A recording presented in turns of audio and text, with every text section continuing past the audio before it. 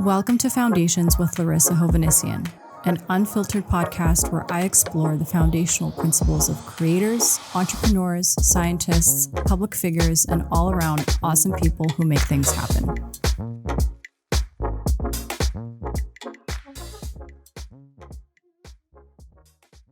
Welcome back to Foundations Podcast. I'm thrilled to have Esther Wojcicki with me today. Esther, also known as Woj, is a renowned educator, author, and advocate for women's empowerment, with an impressive career that spans decades. She is the founder of the Media Arts program at Palo Alto High School, where she pioneered innovative teaching methods that emphasize student autonomy and creativity. Esther is also the author of influential books like How to Raise Successful People and Moonshots in Education, offering valuable insights into effective teaching and parenting.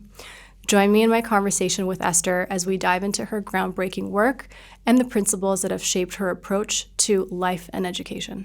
Esther, it's so nice to meet you, and I'm really thankful that you've made the time to come on my podcast. It's a very new endeavor. It's a passion project, but through my podcast, I get to interview some of the most brilliant minds all over the world, and I love to bring these people that I meet along my journey to my audience. So thank you for making the time. Well, I'm honored to be here. I have had a wonderful time so far in Armenia. I'm really excited to know more about Armenia, and so that's why I'm here. I know you've also been incredibly inspiring to thousands of kids, especially in Palo Alto, California, but I know across the country in the U.S. If I'm not wrong, you also come from a family of educators. I do come from a family of educators. However, my father was born in the Ukraine, and in a little town called Kamenets-Podolsk, and my mother was born in Krasnoyarsk. Wow! And they came to the United States as immigrants, and they didn't have enough time or resources to really be as educated as they would have liked. It was just what happened, with immigrants. They just don't have the money. So you were born in the U.S. then? Yeah, I was born in New York City. And what kind of led you to choose your profession, your field? I wanted to, my first choice was really to be a journalist. And I wanted to kind of be the person that would protect people who didn't have a voice, so I could interview them and write stories about them and help them and make their lives better. I started writing as a journalist in the 1970s, and I can tell you that there was not a very hospitable environment for women. They didn't let women do news or opinion or anything except something called the women's pages.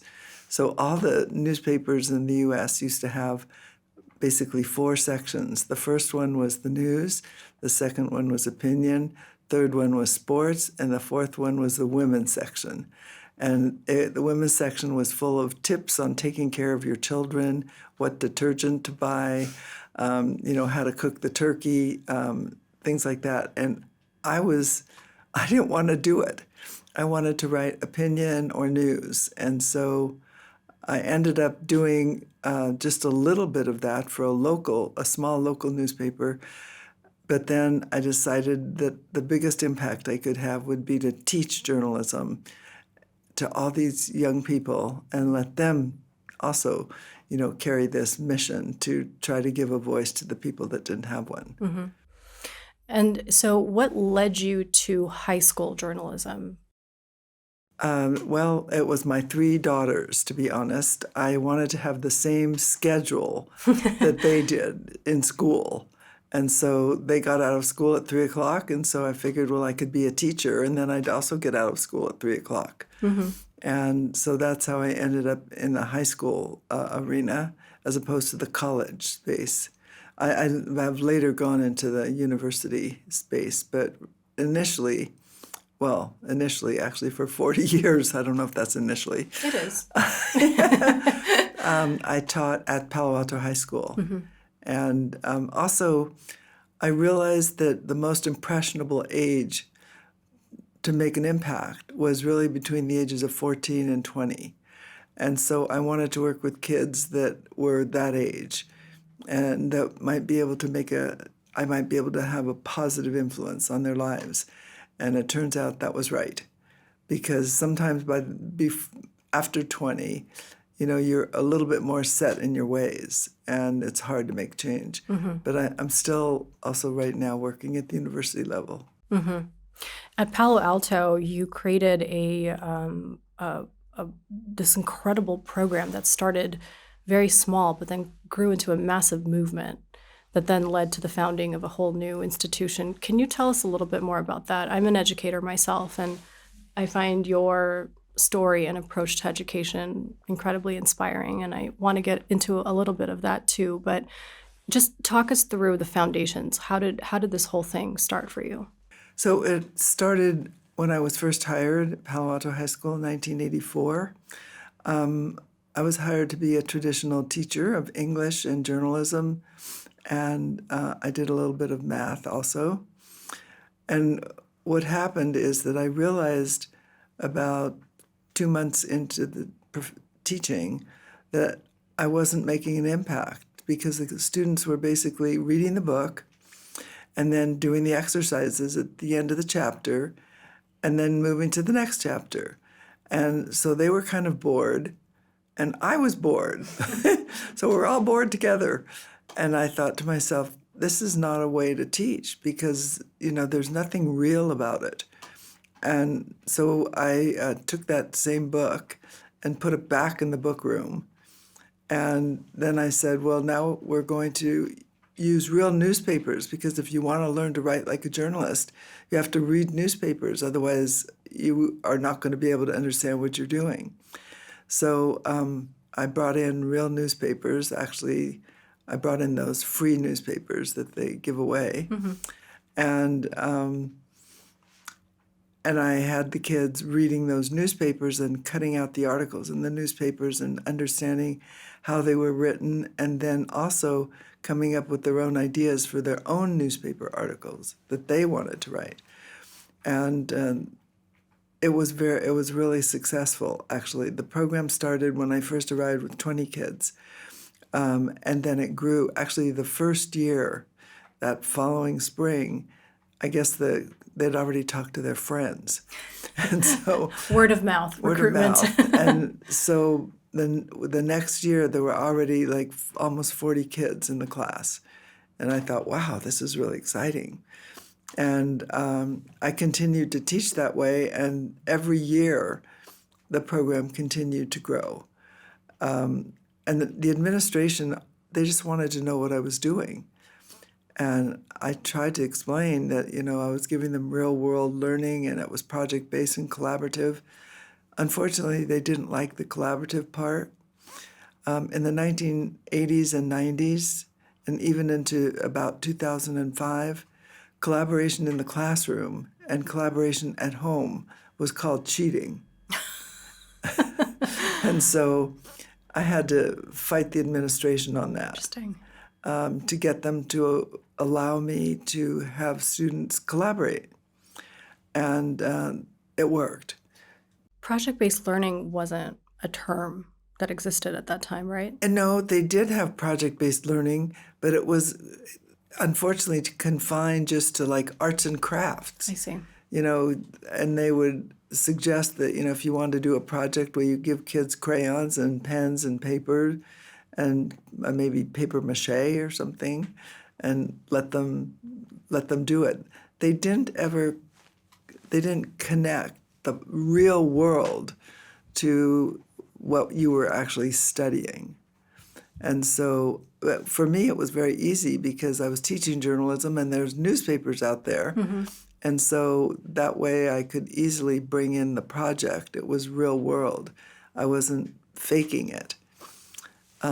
Except when I first started, there was only one newspaper at the school, small. It was a tabloid size, and it was about, I think there were maybe 10 pages that were produced, small. And as the number of students grew, in the program, the size of the newspaper grew because I had to have more room for them to write. Their stories. And I wanted them published. So that was it worked out really effectively. It was easy for me to do this as a project. I would say that if I were teaching math or science, you could also do projects in those classes pretty easily, things that are connected to the real world. It's harder to do, if you're teaching history, for example, it's harder to do projects. Although I did have my English classes doing projects, and whenever they read a book, whatever book it was, they had to tie it to the real world and why that part of the book tied to something that they were interested in. That worked also. So what was the hardest part? Because it seems like the content and the approach that you leveraged for these kids absolutely made sense for you, and it made sense for the students too. But I imagine that there was some resistance. Well, the hardest part was the administration. Dealing with the administration was not easy. Actually, when I first came, like I said, the first few months I followed what they told me, and then after that I was doing my own thing. When they came to observe me, they didn't like the fact that my students were talking to each other. This was not allowed. And so they threatened to fire me if I didn't fix that. And so they said the next time they came back, they wanted to see the class, as they called it, under control. They wanted the students to just sit there and look at me and not talk to each other. So that was it was very difficult for me because it went against my philosophy and my learning style or my teaching style.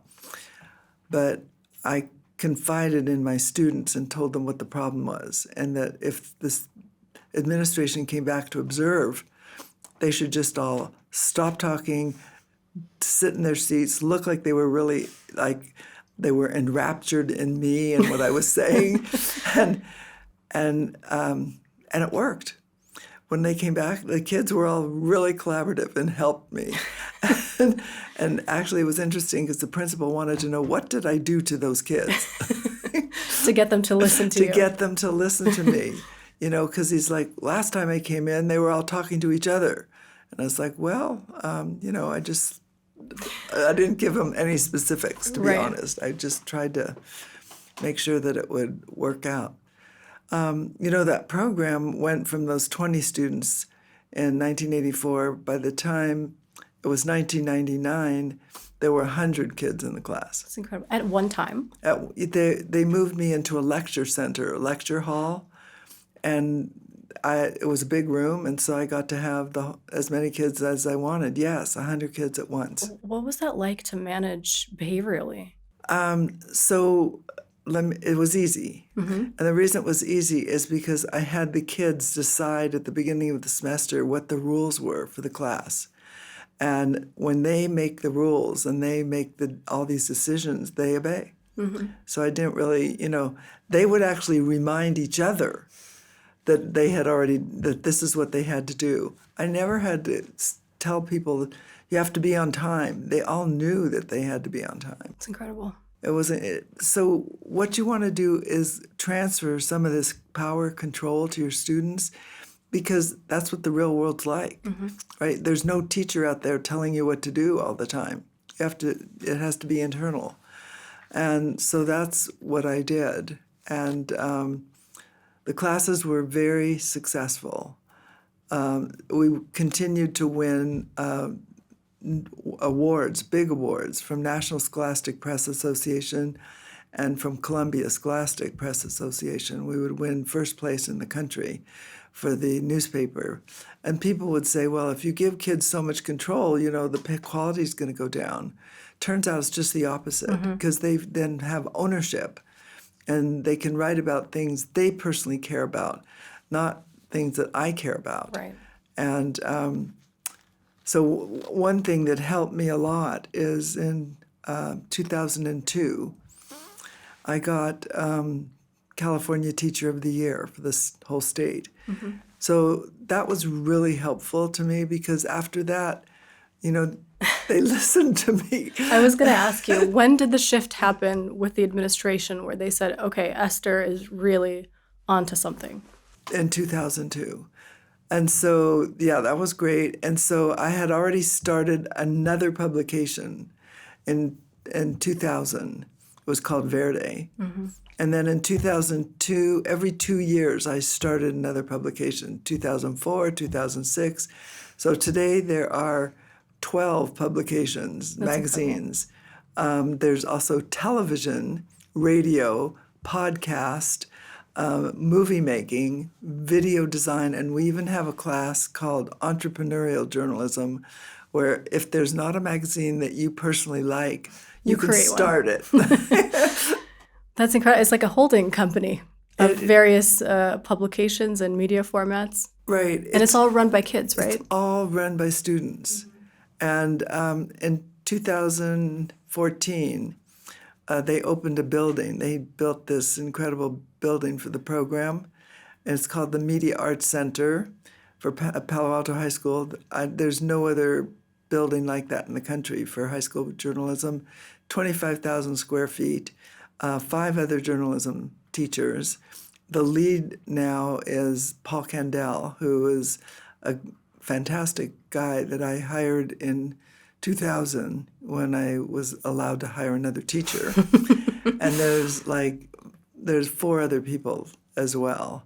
So I'm proud of the program and of the students, and many really well-known students came out of the program. Mm-hmm. Could you name a few for us? Well, probably the most famous one is James Franco, the actor who was in the program for 3 years and decided in his senior year, second semester, that he wanted to be an actor. And then he wrote the introduction to my first book. My first book's called Moonshots in Education. And in that introduction, he said that he believed in himself because I believed in him. Mm-hmm.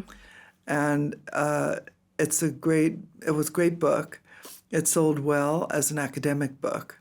It was really targeting teachers. That was my goal.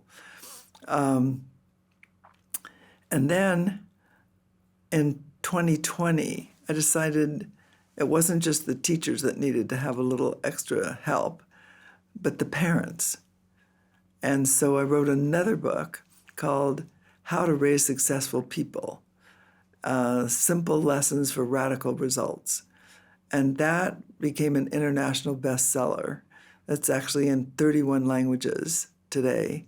I'm hoping it'll be in 32 languages soon. In Armenian. Yes, Armenian. I'm actually going to work with a few people to see whether I can't get it into Armenian. That's great. I'm happy to help if you ever need more help. That would be great, yeah. I don't know any publishers here, so that would be... That's very important. And we need better literature in Armenian for sure when it comes to pedagogy. Right. So my goal is parenting.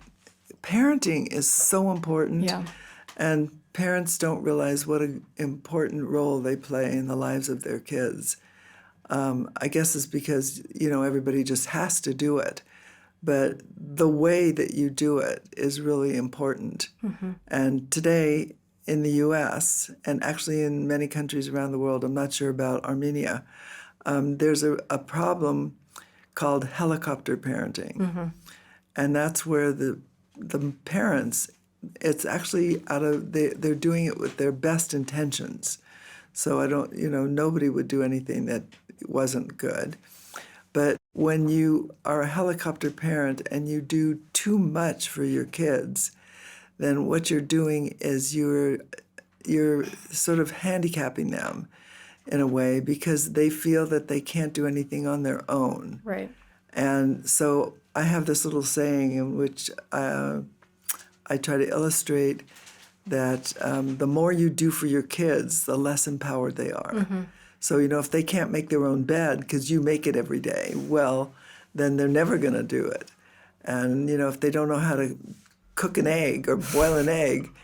So we do have an epidemic in the U.S. Yeah. And so there's a really funny course at UC Berkeley. University of California, Berkeley, one of the top universities in the world, at freshman level, they offer students this course called Adulting. And in that course, they teach them how to cook a little bit, how to make their own bed, how to do the laundry, how to open a checking account if they want to, how to open a credit, all the things. Real life skills. Real life skills. Yeah. Because most of these kids have come into the world after they've been, raised by their parents, not having these skills. I think we definitely have that issue in Armenia. Oh, you do? And I think it's unfortunately even more so with the boys who are being raised than the girls, because the girls are typically asked to, clean the dishes or wash the dishes or clean the house and take care of laundry also for their brothers. But the boys are kind of raised to not do a lot of these things. So when they're older and let's say they have to live on their own, they don't have very often these basic skills kind of figured out, and then they want to get married really quickly so that they can have somebody that does it. Yeah, exactly. And I think it's such a disadvantage actually that we're doing to our kids. And then overall, I think parents are, as you're saying, making too many decisions for their kids, even about what they're supposed to study and who they're supposed to be ultimately, to the point where when they are adults, they're kind of looking for that one person who's going to tell them what to do. And that affects basically everything. It affects your ability to be entrepreneurial. It affects your ability to be innovative. So it's a very bad cycle that really actually just starts with us as kids and how we're parented. That's right. It does. And so, if there's any parents listening today, I just want them to realize that the less they do for their kids, the better it is for them. You can teach them to do it. Don't do it for them. And I think one of the things that contributes to this problem is the cell phone, because you can track your child. You can tell them what to do all the time. And you need to resist doing that. They need to be able to function independently. And one thing that's great about Armenia, it's one of the safest countries on the planet. I looked it up, just out of curiosity. So, you don't have to worry about letting your child walk to school by himself or go to the store by themselves and make some decisions by themselves.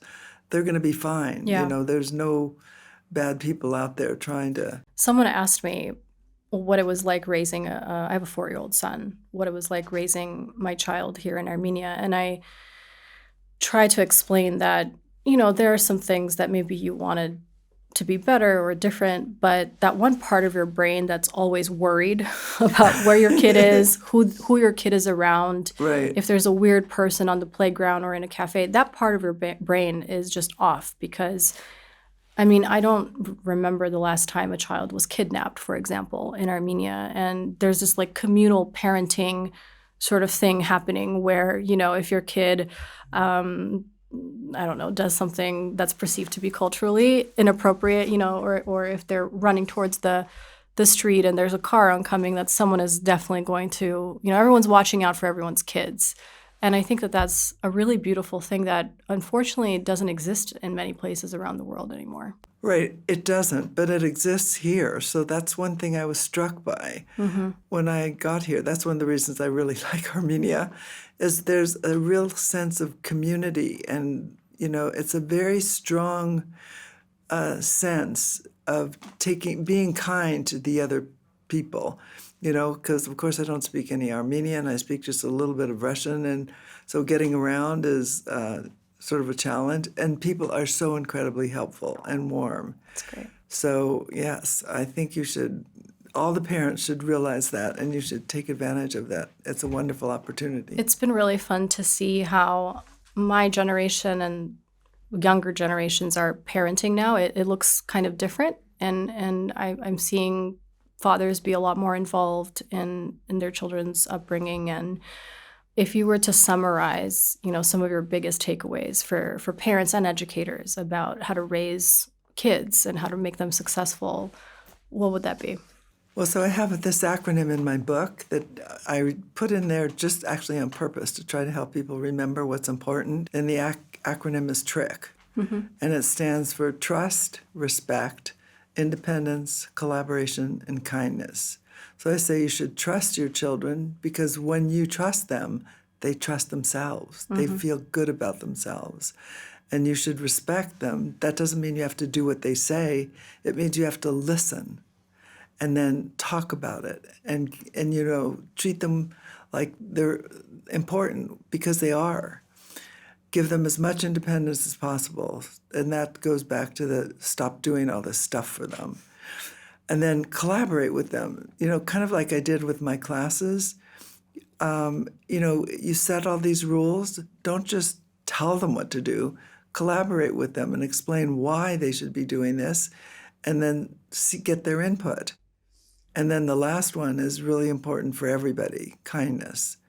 They always need to see you as kind because they're going to go through life and they're going to have problems. We all have problems. And if they think they can come to you for help, that's the best thing you can hope for. You don't want them to not tell you their problems because they're worried that you will be unkind.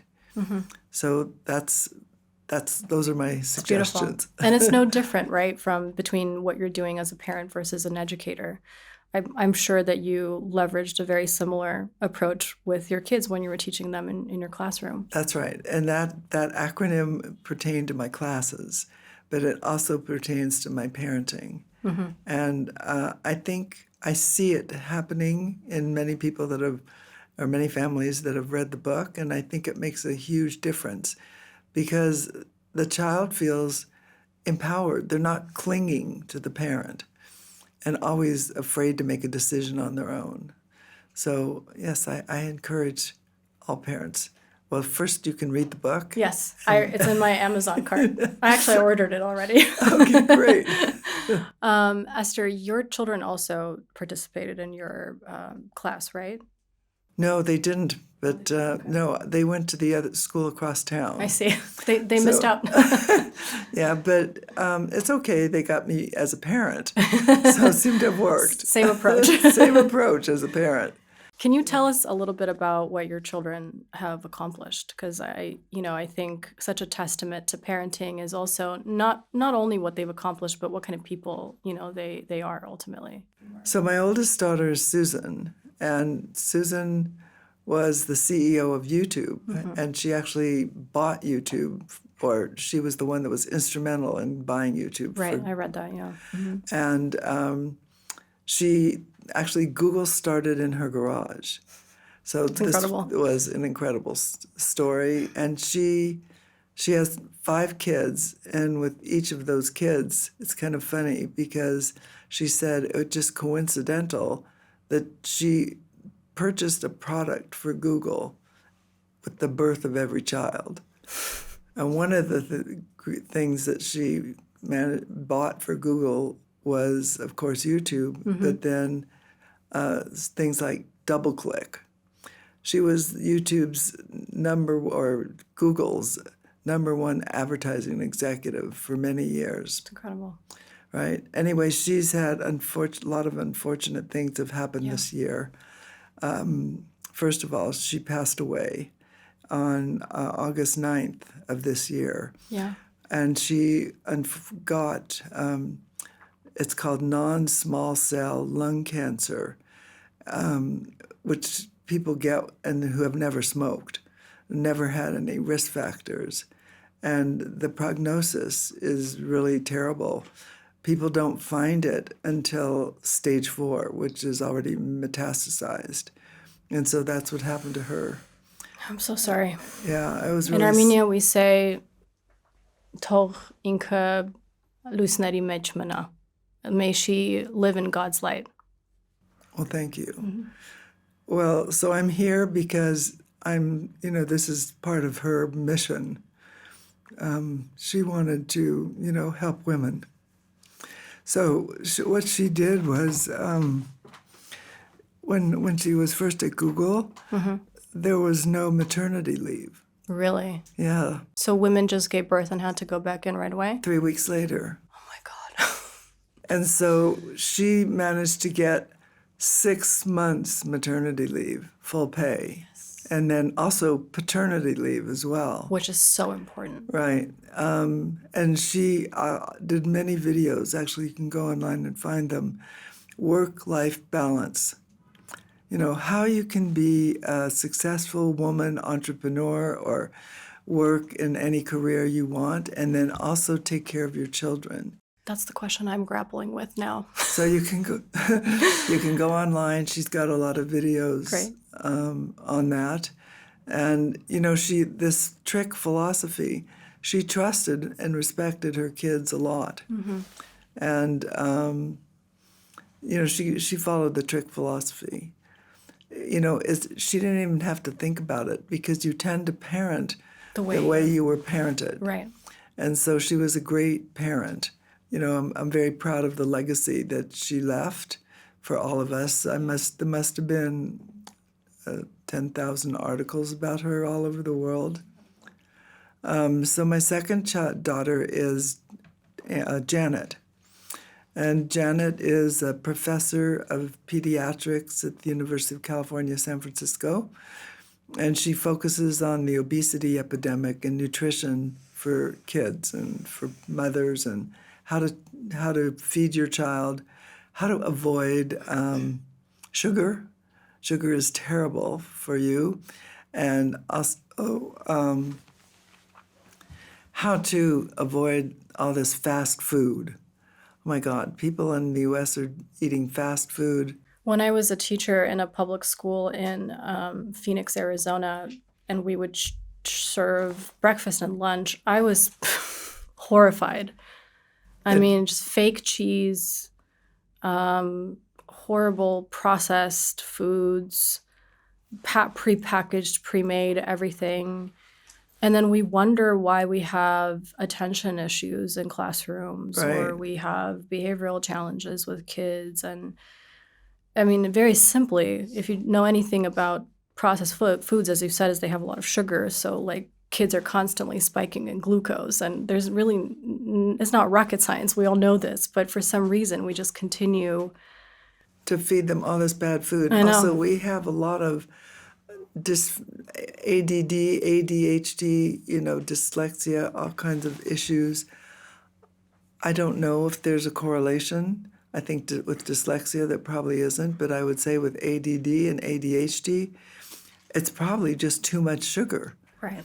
And we have holidays in the U.S., I don't know about here, but we have Halloween. And kids eat, literally, the statistics are 2 pounds of candy after Halloween. And they wonder why they have ADD and ADHD. It's ridiculous. But then, you know, birthday parties, and then Christmas, and then Easter, and Valentine, it's all sugar for everything. Right. So your daughter's working to address, it's an epidemic. She is working to address that. Yeah, there's a professor with her, Robert Lustig. You can look him up online. His focus has been to avoid sugar. And I would say to cancel sugar more than almost avoid, because avoid means like, every now and then. And every now and then usually is every day. So that's actually really important. It's incredible. It's very important work, and I'm so thankful that she's dedicating her life to this. Yeah, she is. And then my third daughter is Anne. She is the founder and the CEO of 23andMe. And with that company, she has more DNA than any other company on the planet, and she uses that to help people understand their own health issues, so that instead of trying to cure it when you get sick, you can prevent it. And so prevention is the number one goal. And she was also trying to do some drug discovery, which takes a lot of resources, which is why she's had some financial issues recently. But hopefully things will improve. The company is public, and she's trying to take it private. I see. And so, but she is also motivated. Her number one motivation is to help people live healthier lives. and not have to resort to, all these medications. Because America is addicted to pills. Whenever you have anything the matter with you, instead of changing your eating habits or your exercise habits, just medicating. You just reach for a pill. Yeah. And that even includes ADD and ADHD. We have a very large percentage, I think it's about 30% of our kids are on some kind of medication like Ritalin. I was a special education teacher. Oh. And I saw the over-medication happen. And, I think ultimately maybe it starts with the right intentions, but it's ultimately, I think, abused. Someone doesn't want to deal with their kid being very active, for example, or doesn't want to take more time to figure out how to feed them better. Or in a lot of places across the U.S., as we know, if you don't have the money, you don't have the food half the time. That's right. That's absolutely right. So, the processed burger that is $1 is a lot more accessible than, a nicer piece of, organic meat or something like that. So it's an inequity issue also, I think, very much so. Right. It is an equity issue also. But so it would be great if people could really reform, because also we have in the U.S. over 50% are obese or, overweight, and when I would say this percentage is probably even higher if you just say overweight as opposed to obese. And so, again, the solution is a pill, Ozempic. So instead of eating properly on your own, you take a pill. The fast solution. The fast solution. The question is, how long can you take that pill? And the answer is not for that long. Without consequences. Without consequences, yeah. Well, it's clear that you raised incredible, strong women who have changed the world, and it's really inspiring to me personally, because I moved to Armenia 12 years ago at a time when, it wasn't very common for a young woman, especially from the diaspora, to start something in Armenia, especially in the nonprofit sector. So I really look up to you and to your daughters, and I'm going to be watching some videos today. That's good. To learn more. So one thing that our team at Teach for Armenia thinks a lot about is, with AI and everything that's happening, and how do you think about, the AI evolution and how it's going to, or maybe not going to, change the teacher's role and the school's role for the child? How do you think about this intersection of education and AI specifically? Well, first of all, the United States, most cities were petrified when AI or generative AI appeared, and so ChatGPT, I think it was within 2 weeks of ChatGPT appearing that New York City schools banned it. That was followed by Los Angeles public schools and all the schools in Texas and Seattle and just about all over the country. It was kind of funny. It reminded me of what happened in the 1980s. I think most of you are probably, weren't alive then. I've Tail end of the 80s. I've been around for a while. In the 1980s, calculators came out. And, it was, everybody was talking about, this is the end of math. No one has to learn math anymore. And students were actually suspended from school if they brought a calculator to school. And then later on, they got a little bit more liberal, and you had to register your calculator. It was like... That's so funny. And yeah, it was crazy. People were just panicked about, the kids aren't going to learn to add anymore. No more addition, subtraction, none of that. So we just have to look back and see, is that true? Did that really happen? And So now with AI, the main problem, of course, is that teachers are, they're going to be threatened by AI because, in a sense, the question is, you can ask those same questions to your AI as opposed to asking your teacher. Well, from my perspective as a teacher, since I always had those classes that were big, I think of AI as a teaching assistant. Mm-hmm. Helps me. The kids have questions about things, they can ask the AI. Then they can also compare what they got for an answer with what their friend got for an answer, and then they can all work together, and they can talk about it in class. And so I think of AI as a support. And there's plenty of apps out there that can detect whether or not you've written your paper with AI or not. Mm-hmm. So I don't think they have to worry about that as much as they're worrying about it. And in terms of school subjects, curriculum, do you think that needs to be rethought at all? Like, do we need all these subjects? Do we need to study the same subject for, 12 years? Or does this need to look a little bit different? I think we need to look a little bit more at, do we need to have all these subjects? I would say that the public schools would do us all a favor if they would give teachers the opportunity to use AI in the classroom. If teachers would see it as a support and stop being threatened by it, I think that would make a huge difference to everybody. I don't know what it's like here in Armenia, but it is pretty.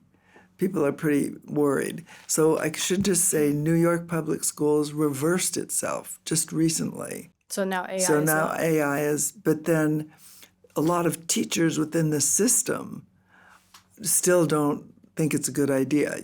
So once you ban something, then there's still leftover people that are like, oh no, this is terrible, you shouldn't do it, and so forth.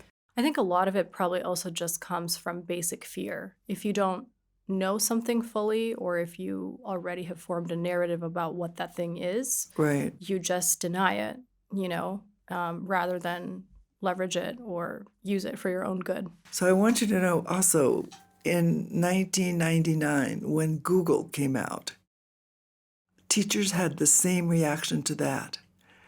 They were like, oh my God, I don't have to teach anymore because now the kids can just type into the search bar what they want to know, and then I'm out of a job.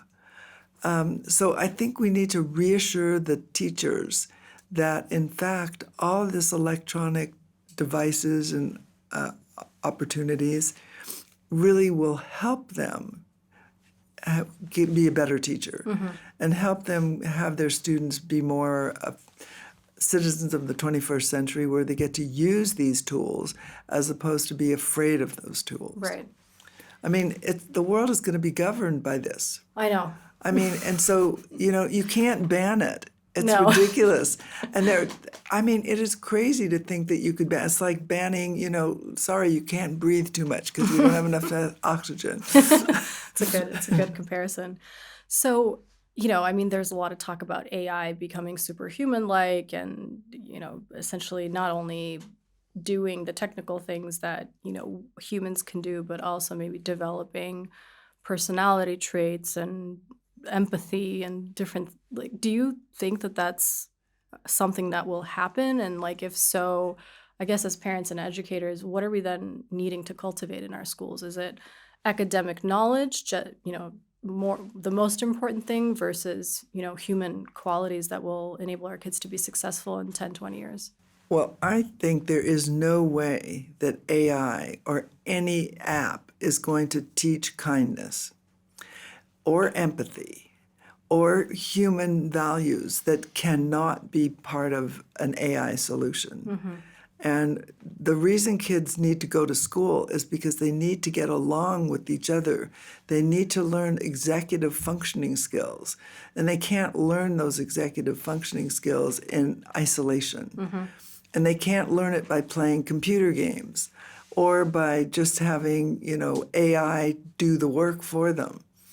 And that's one of the reasons why I say when I talk about AI in the classroom, that it should be done collaboratively. The kids should work together.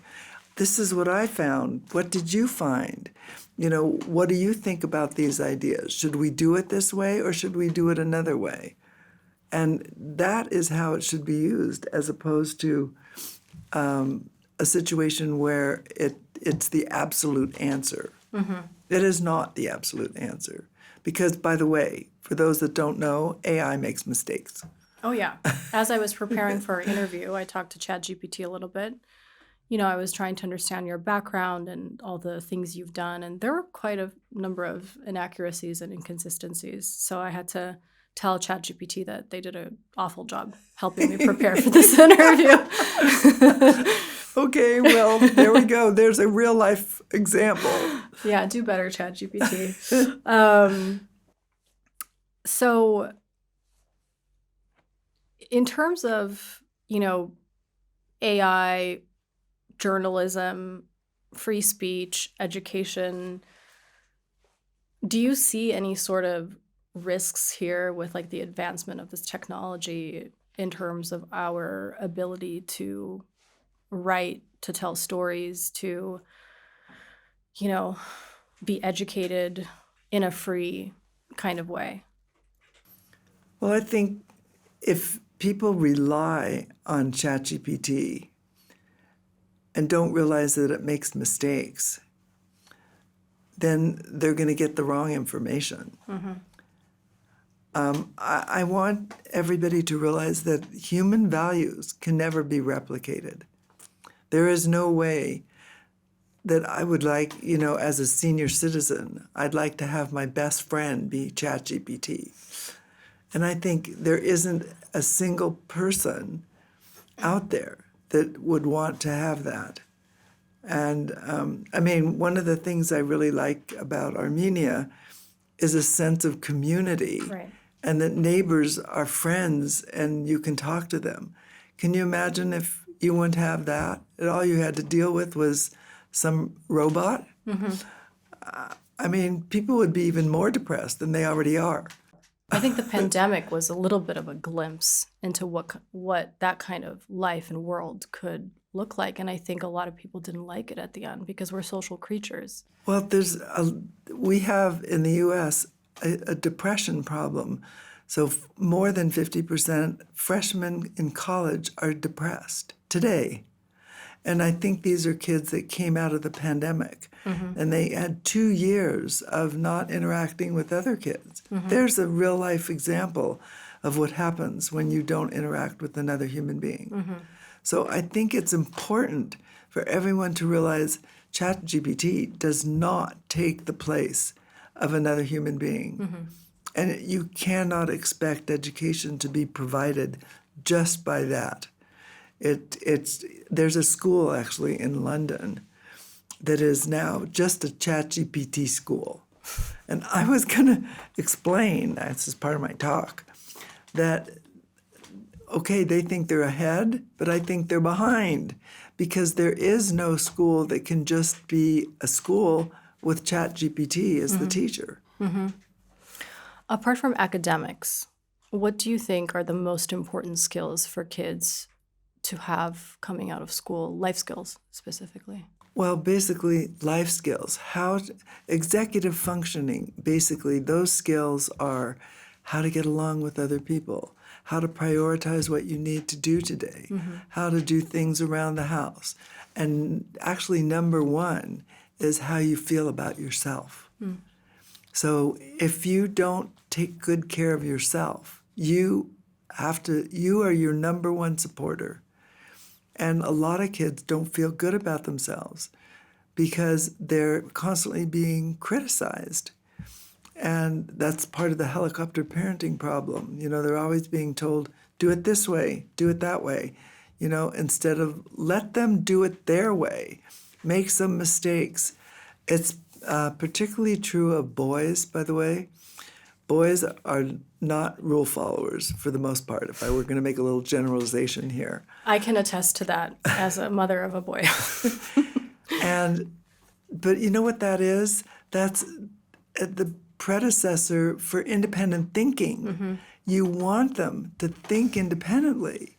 You want them to try new things. Okay, they might, I don't know, hurt themselves or whatever, make mistakes, say crazy things, don't do their homework, spill food all over the place, whatever. But you definitely want independent thinkers. Creativity and independent thinking need that. And Sir Ken Robinson, who was one of the greatest education philosophers, he passed away a few years ago, he said that creativity is educated out of you. And so he was against the whole system because they tested kindergarteners. 95% of them were creative thinkers. By the time they reached 12th grade, only 5% were really creative. Sad. So it's really sad. So we need to think about that in the education system. And you as parents need to think about that. Are you telling kids what to do? What's the right way to do it all the time? Maybe that isn't the right way. Right. Maybe there's a better way. Right.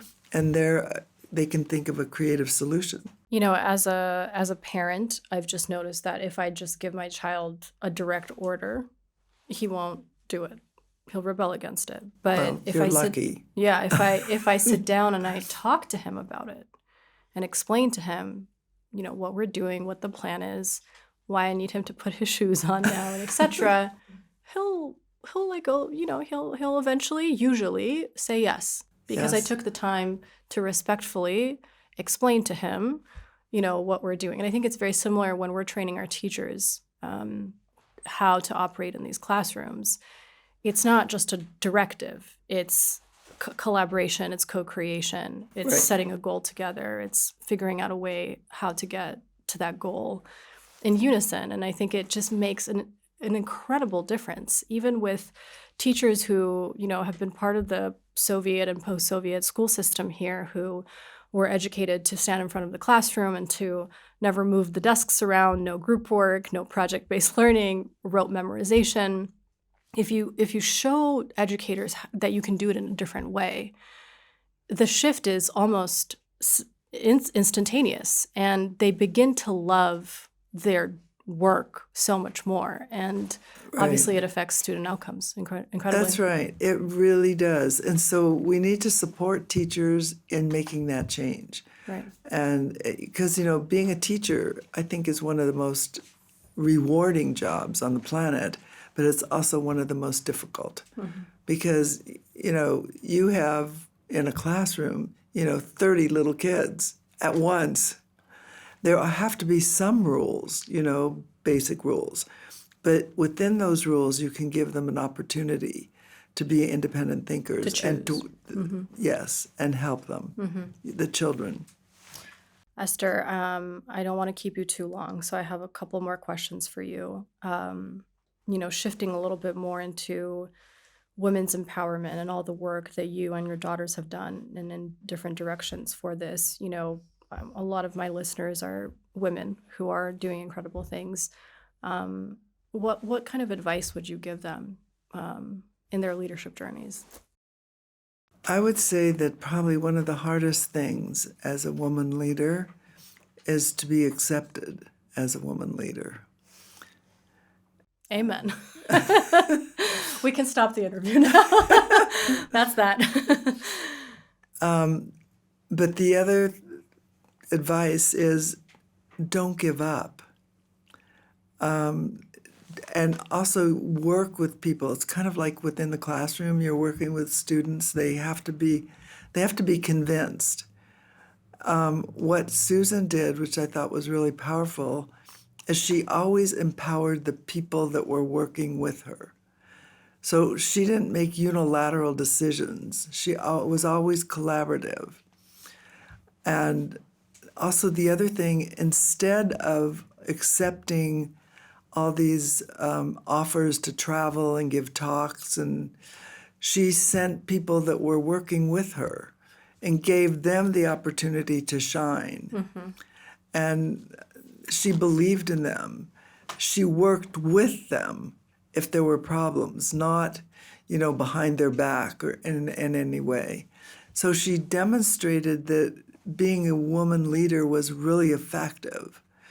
And because, as I mentioned, she had 5 kids. So you know how, in general, people don't want to hire women because, oh my God, she's going to have a baby. Yeah. Then what are we going to do? You need to realize that that is not a problem if that woman leader is given the opportunities that they need. So like I said with Susan, she pioneered this 6 months of maternity leave, paid maternity leave at Google. And what was great about it is that since Google was such a big company and other companies would look and see what their policies were, this spread all over the country. So now I would say in the U.S. today, there may be not 6 months of maternity leave, but there's definitely maternity leave in all the companies because that's considered okay. Mm-hmm. I just need to make a little plug because at Teach for Armenia, we actually, as an HR policy, have paternity leave. It's, I think, about 7 to 10 days for now, but nowhere in the country is there paternity leave. So at least this is like our first step, towards the right direction. I think when you set a standard, as you said, others start looking to see what you've done, and they follow suit. We also don't have Father's Day. We have Mother's Day, but we don't have Father's Day. And one of my colleagues, Gore, has been yelling about the fact, that Armenia needs Father's Day, and I think he directly contributed to this, at least I believe so. There is going to be Father's Day starting this coming summer. So I really think you can. That's so great. I know, because it shifts the mindset, right? It's like right. We have mothers and we have fathers, and both are equally as important. That's correct. And so it's really important. So I should also say fathers at Google get paternity leave. That shows that both parents are really important in the upbringing of the child, not just the mother. Right.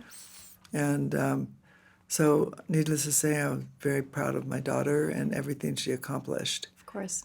And, there's a lot of information and videos about her online. I'm sure we'll link a few of her best things to the YouTube video, to this episode. Esther, I guess my final question to you. You've had such a dynamic and long career in these different fields and in journalism and as an educator and entrepreneur, because you've started so many incredible organizations. And you were a mother through this whole period of 3 children and a wife. How did you balance all of that? How did you not burn out? How did you run this marathon? Because ultimately it's not a sprint. It's a marathon. It's a marathon. And so obviously I'm assuming you figured out a way to take breaks and to drink some water while you're doing the run and then start back up again. Well, so one of the things I do is I practice what I preach. So I don't eat any bad stuff. Okay. That's why you have such an amazing figure, I must say. Yes, I'm primarily a vegetarian. Okay. I don't eat any of that sugar that I was talking about. Mm-hmm. I try to sleep the requisite number of hours, like 6 to 8 hours a night. I don't think you've been doing much sleeping, though, in Armenia, right? With your schedule? My schedule in Armenia has been a little taxing, yes. But it's been exciting. So there's sometimes when you can, break some of the rules. Yeah. And so I also try to exercise every day. What kind of exercise do you like? Well, I now have a trainer who makes me do exercise that I would never do on my own, I can tell you.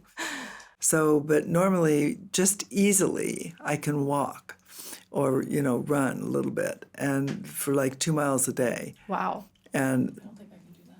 Oh, it's actually not very hard, to be honest. I could help you. Okay. We'll talk. But so I think being in good physical shape helps a lot. And then also I'm constantly driven by this passion to help other people live better lives. That really, it's been a passion of mine since I was 10 years old. If you read the book, you'll see what happened to me at the age of 10 that made me decide that's what I wanted to do. And that's why I'm here right now, because I want to spread this opportunity for people to help each other and to work together, and also for young people to be respected and trusted and given an opportunity to come up with creative ideas.